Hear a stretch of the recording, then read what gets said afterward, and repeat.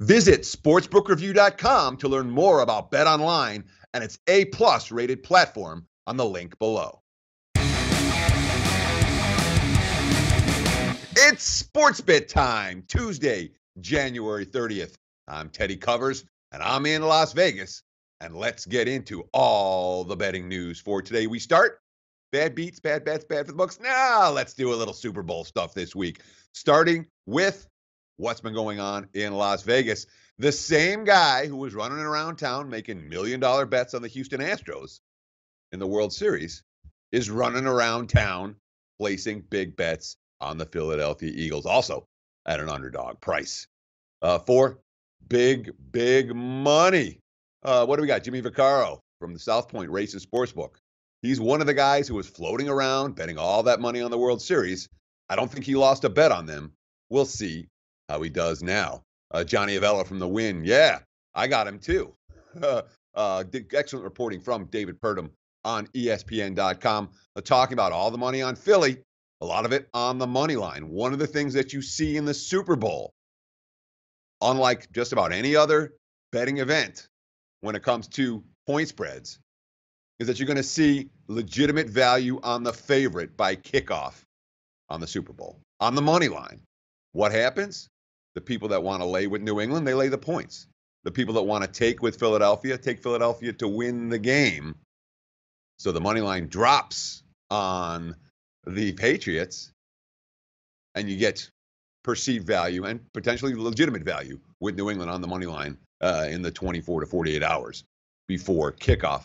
From a mathematical perspective, that's often the best bet to make in the Super Bowl, is betting the favorite on the money line. However, not a bet I'm going to make, and we'll talk about why on tomorrow's Super Bowl preview. Again, the full Super Bowl preview tomorrow. We're going to talk props on Thursday, so you get 2 full days of significant and hopefully the type of stuff you're not getting anywhere else. The big name breakdown that you expect for the Super Bowl right here on SportsBit. Bad beats from last night. Bad bets. I have to talk about maybe this one has to go as an all-timer. And I try to stay away from the hyperbole. This one has to go as an all-timer. Okay, one of the worst bets ever was made last night. Someone out there bet Siena and St. Peter's over 127. The game landed 116 after triple overtime. The game went into OT tied at 40. It went into double OT tied at 45. It went into triple OT tied at 50. They finished with 116 after 3 OTs. Again, the total in this game was 127. It's hard to make a totals bet so bad that someone loses an over ticket by 11 points even after 3 overtimes. Look at this tweet from Ken Pomeroy, kenpom.com, who should be a follow for you during college basketball season for sure. Lowest scoring triple overtime game since 2002. This one, 21 points lower than the previous lowest. Yeah, you don't see games like that very often. That was a bad bet, an all-timer. Triple OT stays under by double digits.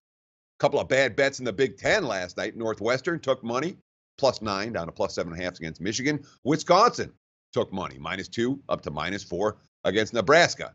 Well, for the Wildcats, look, you want to know why betting is so popular? It's real simple. There was no doubt about the straight-up result in this ballgame down the stretch, none whatsoever. But over the final 6 minutes of the game, Michigan never led by less than 7 or more than 11. Point spread drama throughout. Wolverines with the better end game, they got the money. Northwestern bettors, that was bad. And I mean, the markets have been fading Nebraska over and over and over and over and losing betting against Nebraska over and over and over. Huskers now 9-1 against the spread their last 10. Money seems to come in on them against them every game.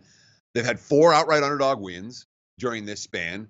And I understand it was the mother of all bad spots. It was their 4th game in 8 days off a huge win on Saturday, a short turnaround. The Badgers returning home after a brutal road stretch where they played 5 out of 6 on the highway and lost all the road games. I understand all of that. But the money coming against Nebraska game after game after game as Nebraska continues to win and cover, I can't call it anything other than bad bets. Bad for the books last night. A couple of totals in the NBA worth talking about. T-Wolves Hawks under 216, 212.5. That fell 205, never in doubt there.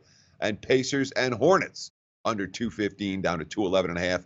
That landed 201.